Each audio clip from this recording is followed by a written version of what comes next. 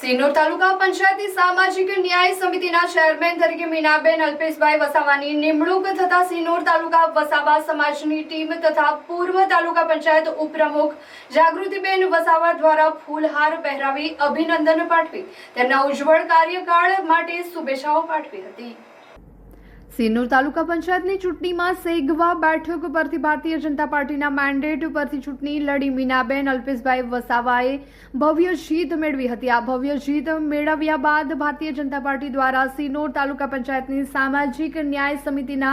Chairman તરીકે મીનાબેન અલ્પેશભાઈ વસાવાને mandate આપવામાં આવતા ગતરોજ સિનોર તાલુકા પંચાયત કચેરી ખાતે સિનોર તાલુકા પંચાયત પ્રમુખ હિનાબેન રોહિતભાઈના અધ્યક્ષસ્થાને યોજાયેલ પ્રથમ સામાન્ય સભામાં સામાજિક ન્યાય સમિતિના ચેરમેન તરીકે મીનાબેન અલ્પેશભાઈ વસાવાની નિમણૂક કરવામાં આવી હતી, જેને લઈને આદિવાસી સમાજમાં ખુશીનો માહોલ જોવા મળી રહ્યો હતો।